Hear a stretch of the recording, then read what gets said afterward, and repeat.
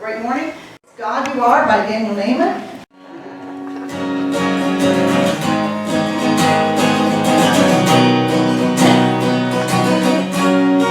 God You are every mountain, God You are every ocean, God You are every canyon, every inch of earth and sky. God You are every morning, God You are every midnight, God You are every moment, every second of my life. Everything I see, everything I do, everything I am is You. Everything above, everything below, everything I know is You.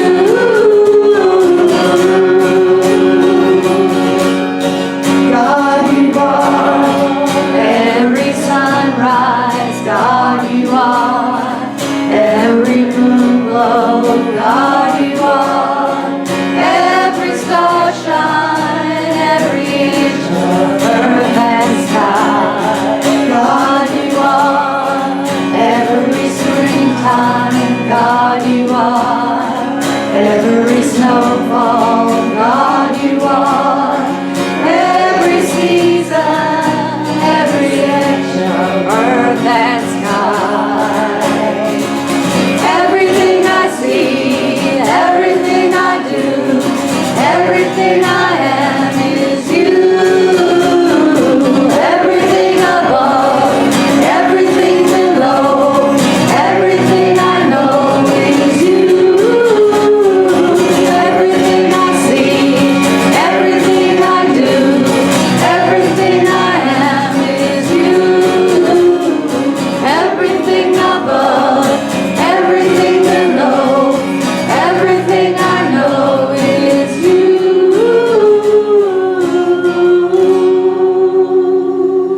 All right, you may have a seat. Thank you.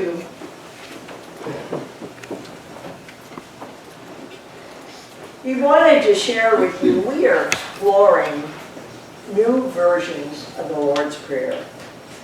And we would like to have several versions in our collection. And we also are going to have a Lord's Prayer workshop very soon. We definitely appreciate your ideas and your prayers. They're very much appreciated. And thank you for participating. Will the prayer chaplain bring forward the prayer box?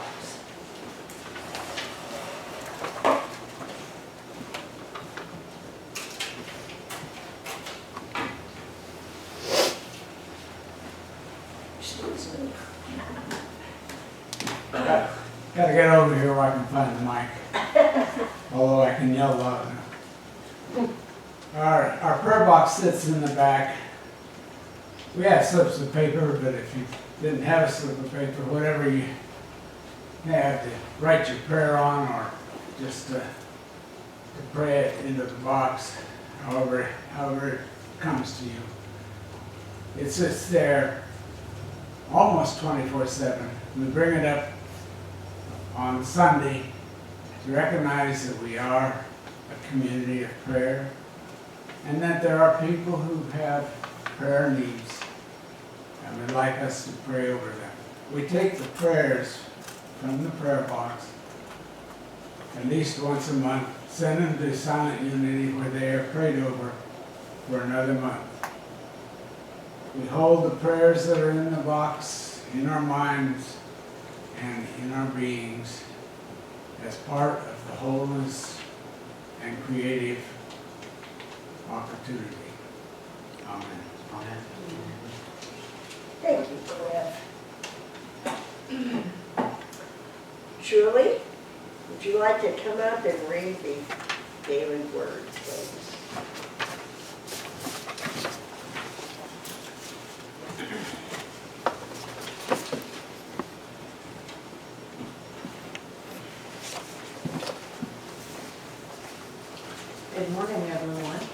morning. The daily word is abundant living. I live joyously and abundantly. Living abundantly means living in gratitude without fear or limitation. It is living with awareness of my divine nature as expression of life, light, love, and peace. In a spirit of gratitude, I notice the blessings that flow into my life every day. I give thanks for each one, large or small, knowing that I have all I need. With God as my source, I have unlimited resources that I can summon from within at any time. I see beyond my negative appearance to the truth of my being. I am whole, complete, and able. My relationships are harmonious. My life is in order. I have enough to use and to share. For those truths, I breathe a prayer of thanks. Abundance is all around me. The good person out of the good treasure of the heart produces good. Luke 6:45.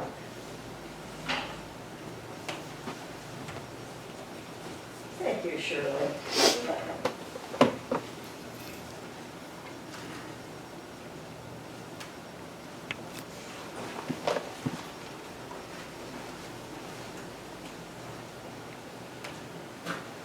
Let us all prepare ourselves to say our sacred Lord's Prayer.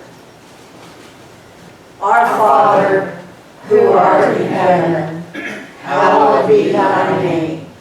Thy kingdom come, thy will be done, on earth as it is in heaven. Give us this day our daily bread, and forgive us our debts, as we forgive our debtors.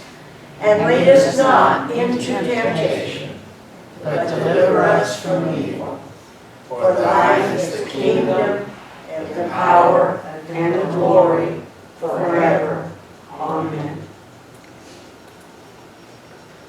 This is a new version.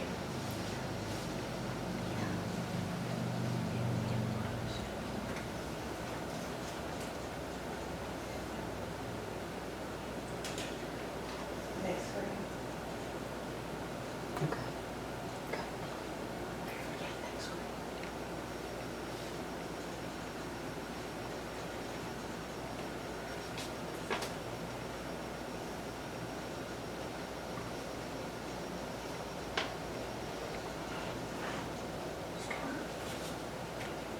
Creator God, Redeemer and Sustainer of all that is, may your reality be honored by us and all creation. May your will be done on earth as it is in your eternal realm. Give us the food we need for our sustenance today. Forgive our sins as we forgive those who sin against us. Save us from times of trial and deliver us from evil. For the glory and power of the eternal realm are yours forever. Amen.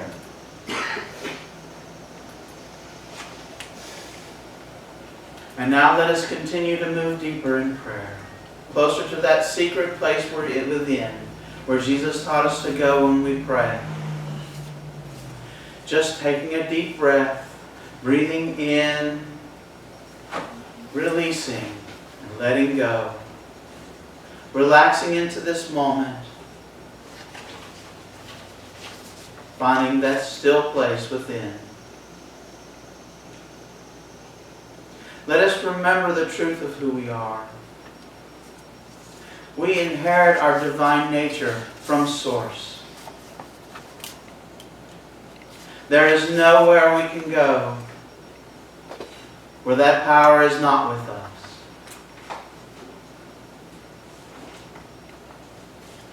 We can relax. We can be secure in this moment that all is in divine order. And we are where we are meant to be in this moment. And we continue to move deeper, closer to that still place within.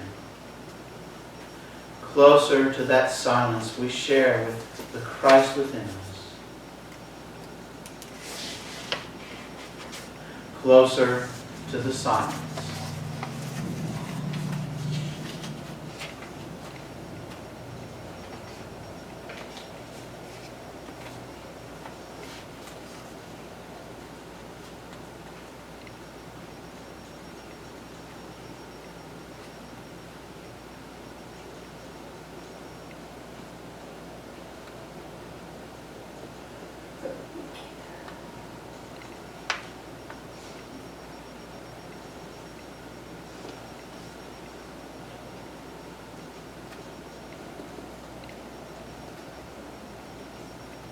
And we are grateful.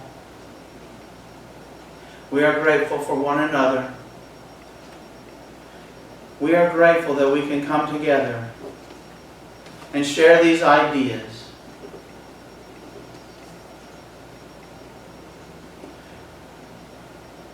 We are grateful for our wholeness, for our perfect inheritance from Source.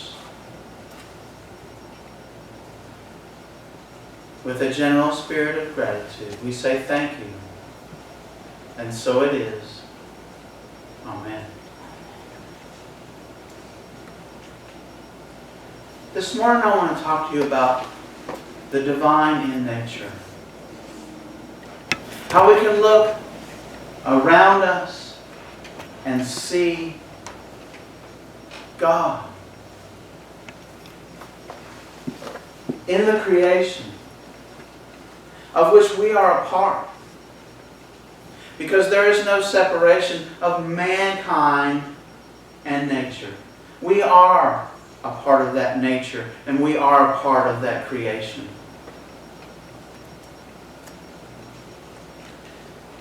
I would like to share scripture this morning from Psalms 19, verses 1 through 4.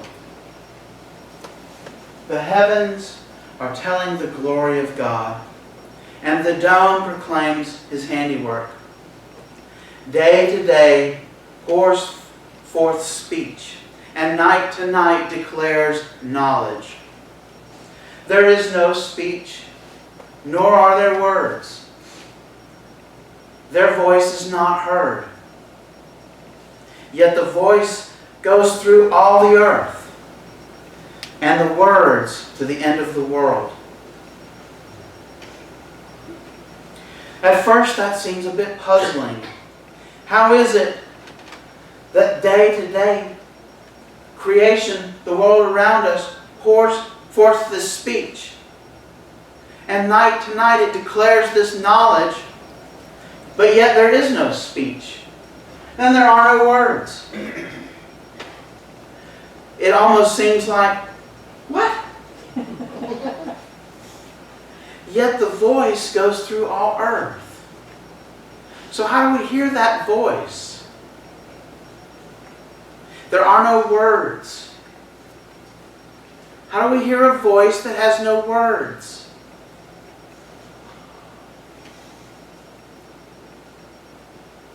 So that's our challenge, isn't it? Creation is all around us. We are part of it.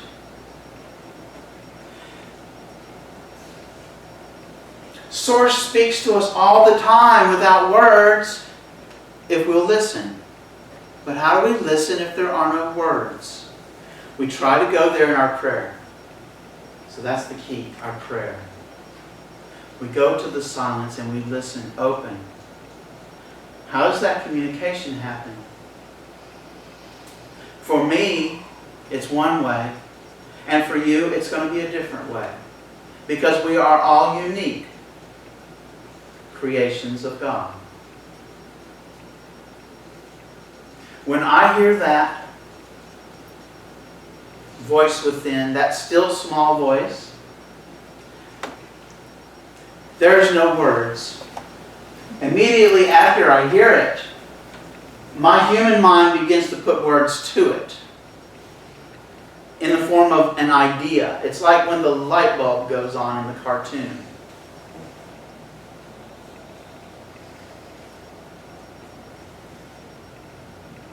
So I want to talk a little bit about creation. Science tells us that there was a big bang. Oh, wait a minute, that's the movie, that's the show. So, there was a big bang. That's like, in Genesis we hear, and God said, let there be light. And in 1 John, in the beginning was the Word. And the Word was with God, and the Word was God. So, in a saying like, let there be light, that's a vibration. Let there be light. In the beginning was the Word. What is a word? A word is a vibration. It's not just energy, though. A word is energy that has information in it.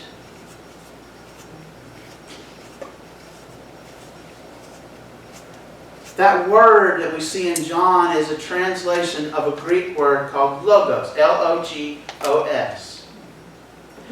And word is an inexact translation.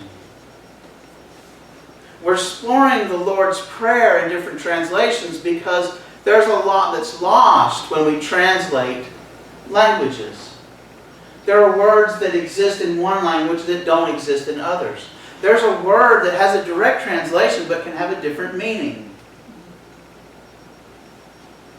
So that idea of logos. We're going to explore that some today. It's something that I don't expect to communicate very well because it's such a broad idea. But it's very interesting, this Big Bang theory that we have in science. Because science all along has tried to prove the materialistic nature of the world, that everything can be determined from cause and effect. That's not contrary, though, to spirit. And in fact, the more science has tried to show this, the closer and closer science has become to spirituality. That they've reached these ideas that are so paradoxical and so beyond what our common thought is that it's hard to understand. Kind of like it's hard to understand God and the nature of God. So the Big Bang, everything was kind of drawn up into one point. All of the energy of the universe. And then as soon as it got there, it exploded. The Big Bang. It still continues to explode to this day.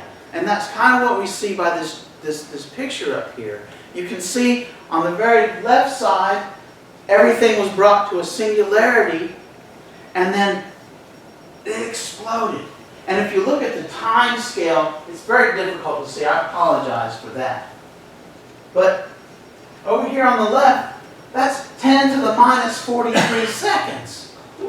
Well, that number's got so many zeros after the decimal point, I don't think I could write it on a piece of paper.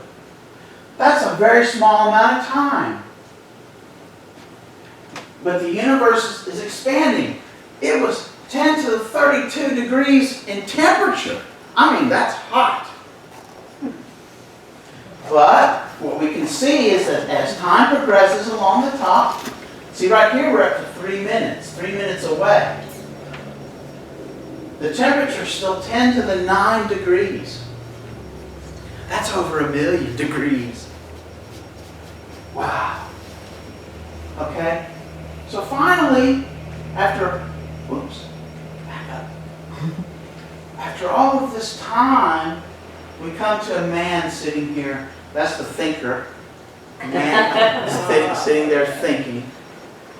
And our thoughts create. Okay, that's just a little to the side. Just something we should remember, though. So the Big Bang was this huge emanation. It started from a singularity, and it emanated all the way out until we have people. us. And creation continues. In Unity we talk about mind, idea, expression. And that's how creation happens. It starts with divine mind. There was an idea in God's mind. Let there be light. The expression. It began from that. That was the word. Let there be light. When we get to the man over here, the human being, the creation is ongoing. So we each have a mind that has ideas, and our ideas manifest.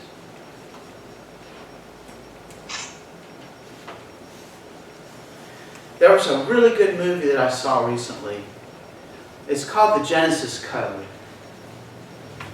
We're probably not going to show it on movie night, but there's about 25 minutes in that 2-hour movie that are just really exceptional. If you're interested in science and interested in spirituality, this is right along your line. Because what they do is he takes every step that we saw in that Big Bang slide and shows how it parallels the Genesis account exactly. Exactly. It is uncanny. It gives me goosebumps to think about it. The rest of it's worth watching the 2-hour movie just for that segment. But if you want to, you can fast forward. It's kind of a love story, you know, about teenagers and a wrestler, and you know, it's sort of a drama. But that one part where, yeah, it's worth the whole movie. And I do know it's on Amazon Prime. So if you've got Amazon Prime, you can watch it for, I would say free, but Prime costs money. So it's really nothing in this world is free, right? But why would we even talk about the Big Bang? Why would we talk about this at all? It shows us how spirituality and science are coming together and saying the same thing. When we try to look at the nature of God, we have a really hard time trying to pin it down, trying to say exactly what that is. There's something, God is something that is so vast and so unknowable that anything that we say about it is going to fall short of communicating that idea. There's just no words that can do justice. But yet we try anyway. So we have words like omnipresence. And notice it doesn't say omnipresent. It says omnipresence. God is that presence everywhere. God isn't present everywhere. God is that presence everywhere. And there's a subtle difference there. The same thing with omnipotent versus omnipotence. God is omnipotence. There is no power that does not come from God. God isn't all power. There is no power other than God. So it's omnipotence. Omniscience. Not omniscient. Because there is no knowledge that does not come from God. Every idea that science has gotten has come out of someone's mind, and a light bulb went off. You can read about Einstein will tell you this. You can go back to that fellow who was in the bathtub and jumped out totally naked, ran down the street. Eureka, eureka! He figured out specific gravity. I'll think of his name when this talk's over. But Archimedes.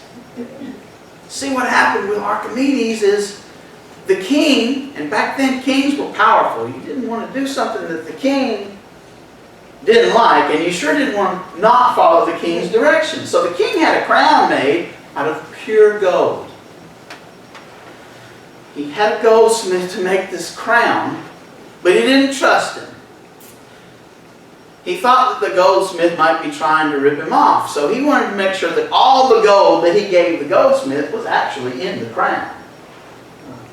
Well, until then, we can measure volume, and we knew about how much gold, a certain volume of gold weighed. We already knew that. But the problem with the crown is, it doesn't have a length, width, and height. You can't just multiply those three numbers and figure out what the volume was. So how in the world was Archimedes going to tell this king whether or not he was ripped off or not? And he sure didn't want to give him the wrong answer. That might be his life. So when Archimedes sat down in that bathtub, the water rose. He sat in the bathtub who knows how many times, and the water rose every time, but this one particular time, a light bulb went off. He knew. Where did he know from? The source of all knowledge. God. Source. It doesn't matter what you call it, him, her. That's where it came from. The light bulb went off, and he knew that when you take an object and put it in water, the water raises a certain amount. So he could take a cube that he could measure, put it in the water, and the water would rise a certain amount. So then he could figure out how much the water rises based on different size cubes. And he can know when he puts the crown in there how high the water rises, and know the volume of the gold. They already knew this. They already knew how much a given volume of gold should weigh. So Archimedes did prove to the king that yes, indeed, he was ripped off. And I'm sure someone lost their head over that. That wasn't in the story. So, but the point of that is, God is not a being. There's a painting on the wall behind you, back there in the very back of the church. That comes from a painting that's on the Sistine Chapel, and it's a much bigger. We're only seeing two hands. On the left is the hand of Adam sitting there, and on the right is a finger, a hand pointing down from God who's sitting on a throne. But we know that's not right. That's just a way of representing how God can reach out and touch us. But the thing is God is being, not a being. God is not sitting on a throne or on a cloud or in some distant place called heaven. No, God is being itself. God is with us right now, and there's nowhere we can ever go that we don't have God with us. And I'm going to go even further and say there is nothing that you could do or have ever done that will cause God not to love you. Grace tells us that God's love is unconditional. God is love. God cannot be anything but love. There's no power that is not God's power. There is no knowledge that is not God's knowledge. That's what all these omnis mean. And the other omni that I didn't put up there because I don't know how to pronounce is God is all good. There's no good in this world that doesn't come from God.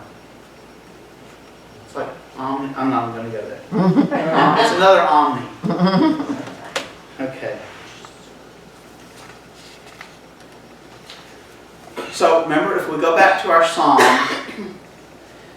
that God is speaking to us through creation. Not only through our minds, but through creation itself. It's ours to pay attention to it. Now, is that the same as when a black cat crosses my path, something bad is going to happen? No.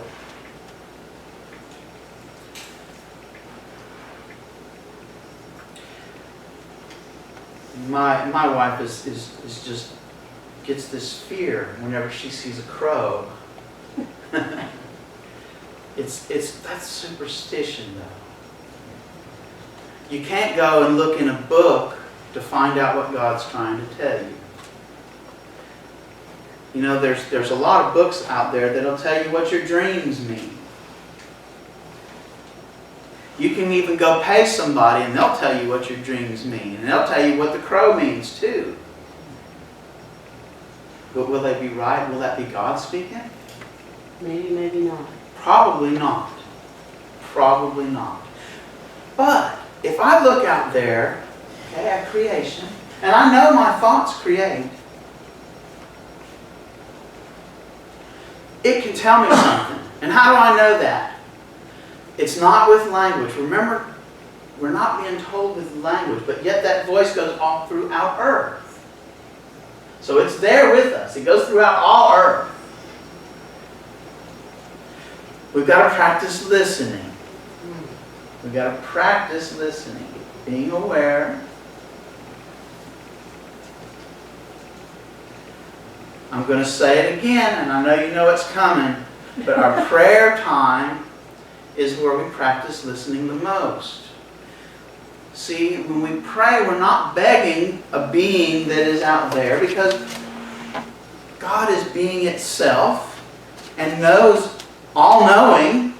All knowledge is from God, so we don't have to even ask for a thing. In fact, when we pray, what's the point of even saying words? If we are saying words, it's to satisfy our own sense of self. It's not for God. And there I go, speaking of God as if He's something different from me. But God is not different from me, and God is not different from you. But we got to talk about it some way, and when we talk about it in some way, we get that appearance. It's like whenever Michelangelo was asked to paint the ceiling on the Sistine Chapel. Well, how do you paint God? That was a pretty tough assignment, but it came from the Pope, and he's more powerful than the king. Okay. Charles Fillmore, the founder of Unity, would listen to his dreams, but he didn't get out the dream book to see what it meant. But the name Unity that we use, Unity Church on the Mountain, came to him in a dream. Yeah. Yeah. So, every one of us has a different experience of this, so I'm going to take a little bit of time and share a little bit about my experience, or at least one of my experiences. So you see a picture up there of a hawk. When I was in college, my sophomore year, so I was probably about 20, I had my brothers to drive me out to William Bankhead National Forest. Pretty big area of nothing. Nothing but woods, nothing but nature. Me and my dog wasn't quite a year yet. He was still a puppy. And they dropped us off and they left. Now I did have a sack, a duffel bag with food in it. I had a tent, a sleeping bag. Because it was spring, so it was still pretty cold. But they dropped us off and left. The plan was they would come back in a week. And now, so I wasn't in the campground. They just dropped me off at the edge of a dirt road and I walked into the woods. And I spent that week. I set me up a camp and every day I would take little adventures in different directions. One of my favorite things to do when I was at college was to get in my car and just drive and see if I could get lost. I would take, if I came to a road I'd never been on, I would take it. Yes. And then eventually I always found my way back home.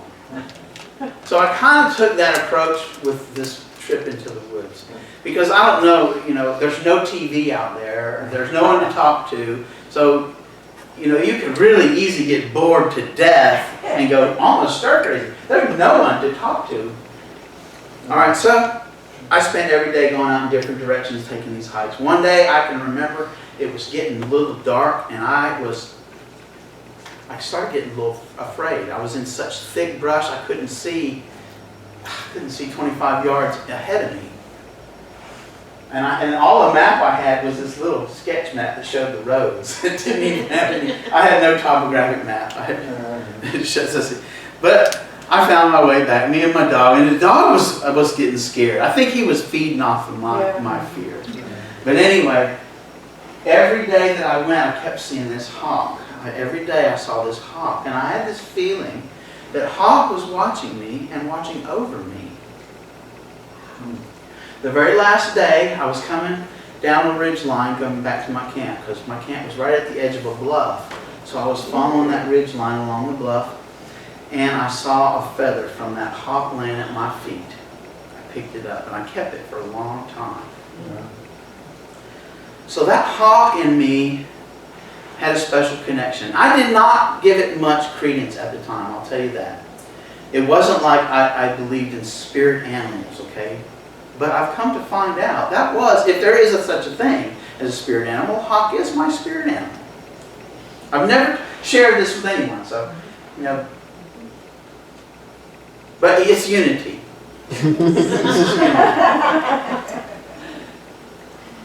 So, through the years, when I see a hawk, it's always been something good for me. I've really felt protected. When I was a little kid, I had a guardian angel picture above the bed. I felt protected. I've always felt like Spirit was with me. So how does this hawk communicate with me? How is it what I'm saying is, really and truly, is that Spirit speaks to me through this hawk. Now, does the hawk whisper in my ear? No. No, but whenever I see a hawk, there's something going on in my head. I'm having some kind of thought, some kind of feeling. And the hawk, when it shows up, gives me an opportunity to check in. What am I thinking? What am I feeling? What's going on in my consciousness?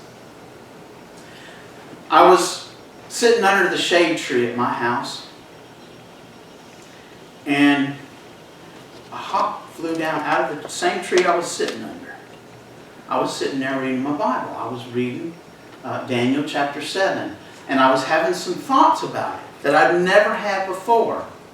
For me, that hawk flying out of that tree at that moment was a reinforcement that I was on the right path. That's how I took it. That's the feeling that I got. I was coming back from Pompano Beach. I'd been down there for an intensive, which is where you take several classes in 1 week in Unity. And one of the classes, I had a wonderful teacher. She put us in a circle. And it was an experience.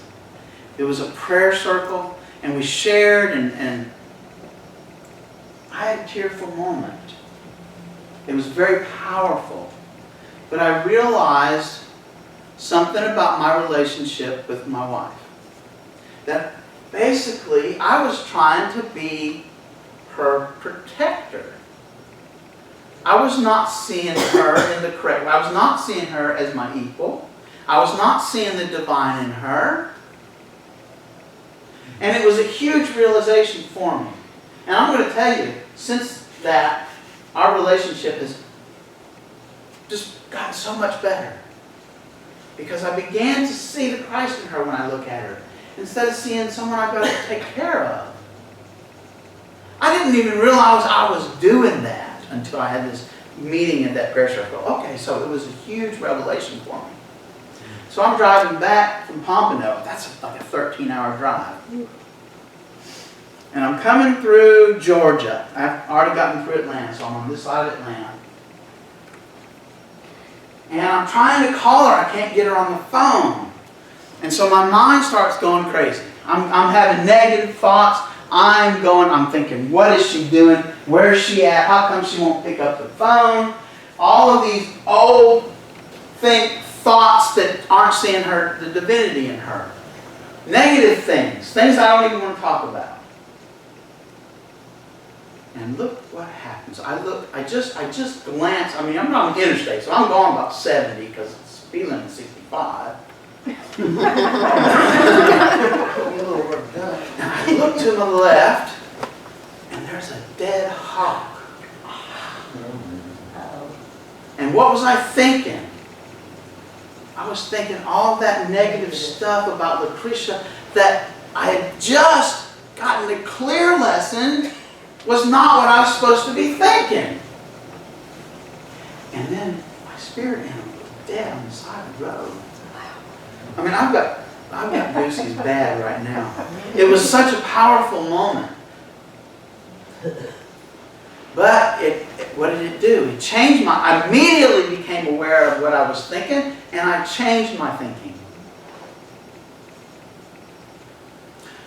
I can't close with that.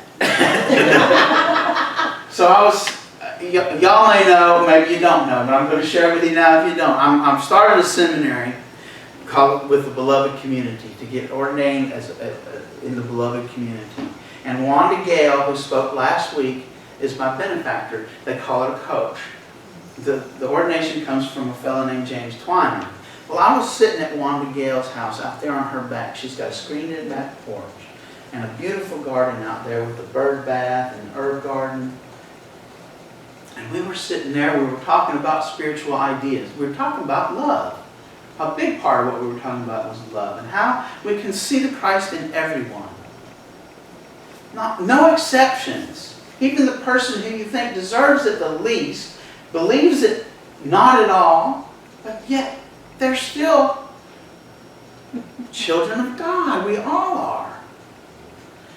And what happens? But a hawk flies down, lands in her bird bath, and proceeds to bathe. Wow. This is but maybe 20 yards from us, sitting there at the table in her screened-in porch. I mean, it was just one of those moments, and it was an affirmation for me that what we were doing, the things we were talking about, were exactly what we were supposed to be talking about, and I was exactly where I needed to be in that moment. I mean, there was just no denying that for me. I know I'm getting a little wordy. Okay, so that's an example of how creation has spoken to me. We are all going to have different experiences with that, but we can be open to it. Spend the time in prayer so that we get used to hearing that still small voice. How does it manifest for me? Because I guarantee you, there's nowhere that we can go, there's no place that God isn't. All knowledge is God's knowledge, so it's there. Are we listening? Know thyself. That's how we have to start. That's the one thing we have and that God can be closest to, because God is in our heart. So the more we begin to know ourselves, the more we begin to communicate with that presence within. Now notice when I saw the hawk, what did I immediately do? I checked in with my consciousness. Where was I thinking? Where, it wasn't that the sign was speaking. You see what I'm saying? The sign was a reminder for me to check in.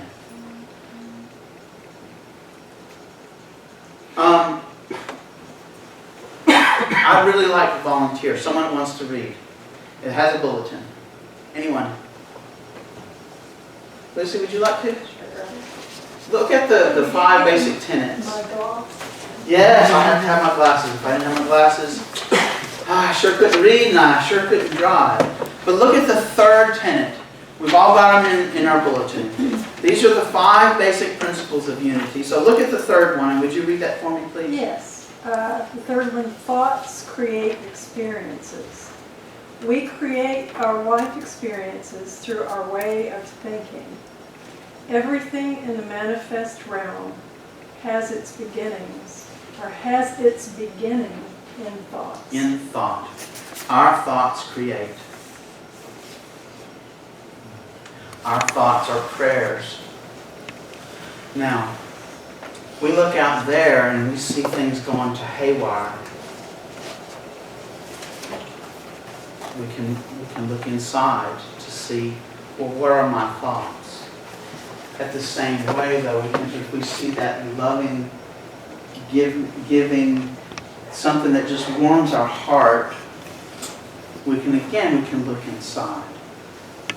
Our thoughts do create. Charles Fillmore says, nature is a servant of mind. And when lawful thoughts are enthroned in consciousness, nature restores the natural harmony existing between spirit, soul, and body.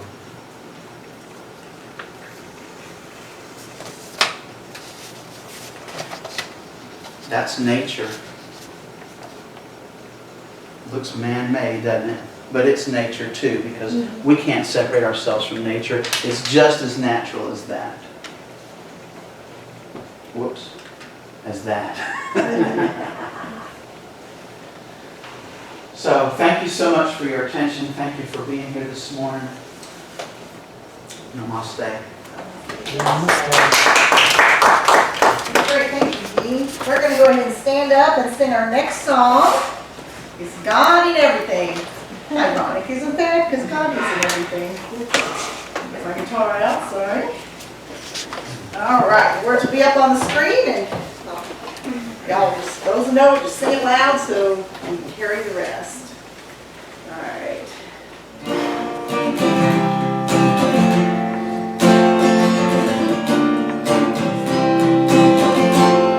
Sorry, gotta get closer to the microphone so you can hear me. All right, here we go.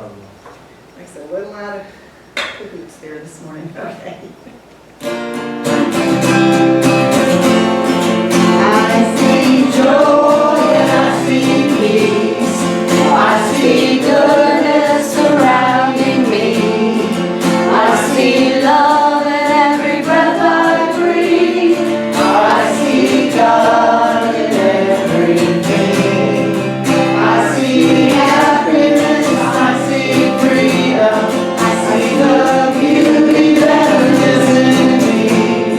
I see perfection in what life brings. I see God in everything. I feel joy, I feel peace. I feel goodness surrounding me. I feel love in every breath I breathe. I feel God in everything.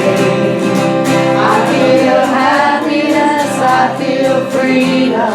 I feel the beauty that lives in me. I feel perfection in what life brings. I feel God in everything. I choose joy and I choose peace. I choose goodness surrounding me. I choose love in every breath I breathe. I choose God in everything. I choose happiness, I choose freedom. I choose the beauty that lives in me. I choose perfection in what life brings. I choose God in everything. I know joy, I know peace. I know goodness surrounding me. I know love in every breath I breathe. I know God's in everything. I know happiness, I know freedom. I know the beauty that lives in me. I know perfection in what life brings. I know God in everything. I know God's in everything.